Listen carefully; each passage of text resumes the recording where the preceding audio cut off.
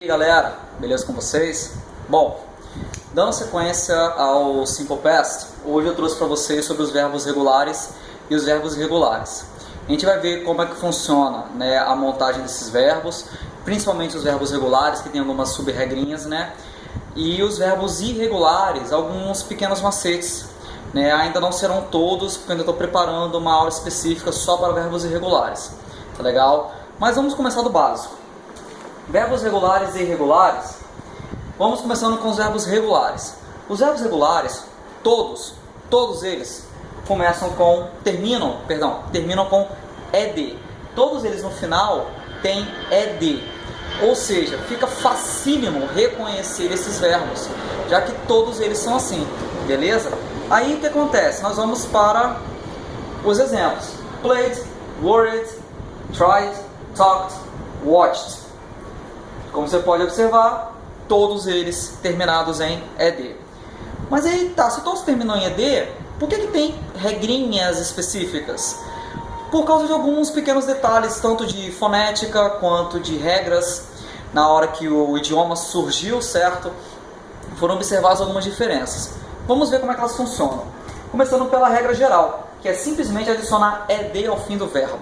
Ou seja, o verbo da forma que ele está, você coloca ed ao final dele. Exemplo: work vira worked, watch vira watched, play vira played, look, looked. Então, como você pode ver, né, vocês podem observar, do jeito que o verbo é, colocou ed e pronto, o verbo está na forma no passado. Chama atenção para vocês por causa do play, que termina em y. Por que ele está aqui? Porque a regra de y, que a gente vai ver já já, ela não serve para y precedido de vogal, como é o caso do play, como é o caso do enjoy, por exemplo, que termina com OY. Precedidos de vogal, o y não sofre alteração, ele cai na regra geral. Beleza, galera? Simples dessa forma. Na sequência, temos os verbos que terminam em e. No caso do verbo que termina em e, a gente não acrescenta outro e, só acrescenta o d. Por exemplo, live vira lived, love vira loved e hate vira hated. Beleza? Simples assim, só colocou o D, sem problemas. Agora os consoantes, vogais, consoantes, nós temos duas regras, tá legal? Quando o consoante, vogal, consoante já é de quase que de conhecimento geral, que se dobra a última consoante antes de adicionar o ed. Então, observem aqui. Stop vira stopped, com dois P's. Travel vira traveled, com dois L's. Por que um asterisco? Lembra que quando eu estava explicando sobre ING, eu comentei sobre a diferença do inglês britânico e o inglês americano, que tem essa diferença na tônica? Aqui é a mesma coisa. Se você colocar travel com um L ou com dois L's, não vai fazer diferença, a palavra está correta da mesma forma, tá legal? Então é a opção de vocês, tá legal? Mas esse verbo, essa regra do CVC também não se aplica a verbos terminados em X e em W.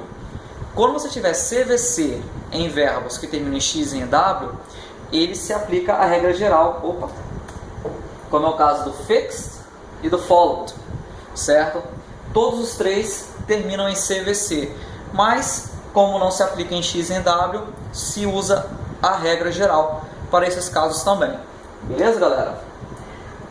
Dando sequência, nós temos a CVC2, o consoante vogal consoante 2. Aqui é um caso de pronúncia, porque neste caso, galera, a tônica, né, a sílaba tônica da palavra não é a última. Quando a tônica cai em outra posição sem ser a última, se aplica a regra geral, como por exemplo, listen. Escuta só, listen. A sílaba tônica está lá no início, no lis. Então, regra geral, apenas é D. Open. Então a tônica está no O. Open. A gente não fala open, fala open. Então a sílaba tônica está no O, se aplica apenas o ED. Happen. Mesma coisa, não é happen. Happen. A sílaba tônica está lá no Ré, lá no início. Então se aplica apenas o ED.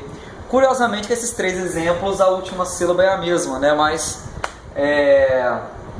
Se a sílaba tônica está lá antes, no início da palavra, regra geral, apenas ED para estes verbos. Beleza, galera? Fechando, nós temos nós temos as consoantes Y no final.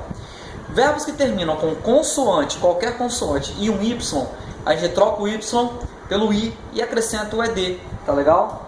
Como o caso de study, vira studied com I, try vira tried, também com I, cry vira cried, também com I.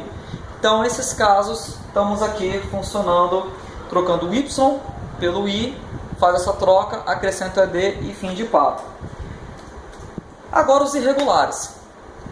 Os irregulares costumam ser uma dor de cabeça para os que estão começando a trabalhar com isso. Por quê? Porque os irregulares eles têm forma própria, cada um funciona de uma maneira. Eles todos têm a sua maneira de ser no passado. E normalmente quando você começa a estudar isso, você tem uma lista de verbos na qual você consulta, né, para começar a conhecê-los, começar a trabalhá-los, e de pouco a pouco você começa a lembrar deles, todos eles, beleza?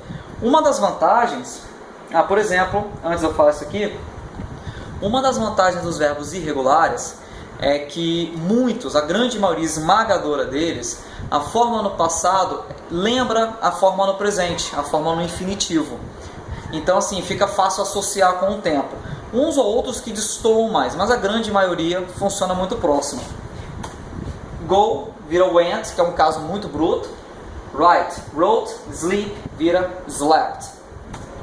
Do, did, read, read. A escrita é a mesma, mas a pronúncia é diferente, né? Read e read, igual a cor. Be, nós temos o was e o were. See vira só. Have, had. Speak, spoke. Take, took. Drive, drove. Spend, spent. Né? Então, são esses os verbos para vocês no Simple Past, né? Verbos regulares e irregulares, para a gente começar a ver um pouquinho disso. Na próxima aula eu vou ensinar alguns macetes de como trabalhar os verbos irregulares. Aí eu vou entrar com uma terceira parte desse negócio, que é a lista de particípio, que funciona como um conjunto de 4 grupos. Beleza, galera? Então é mais ou menos isso que eu tenho sobre verbos regulares e irregulares. Agora, como eu fiz na última aula, vou mostrar para vocês um segundo projeto que eu tenho dos vídeos, que esse eu chamo de Alternative Ending, na qual os alunos eles fazem um final alternativo para um filme, certo? Normalmente o filme que nós escolhemos é sempre um filme que tem ou um final considerado decepcionante, ou aqueles finais que tipo assim meio que acabou, ficou meio sem final, que dá abertura para possíveis outros ou sequências de final, né? Eu tenho aqui um trabalho muito legal que um grupo fez sobre o filme Confiar, né? Que eles emendaram aqui. Vou passar um trechinho para vocês verem.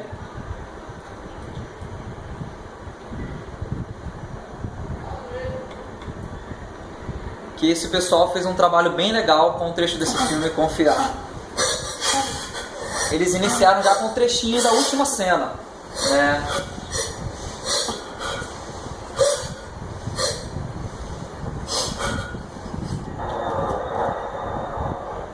Aí já entra a galera do trabalho.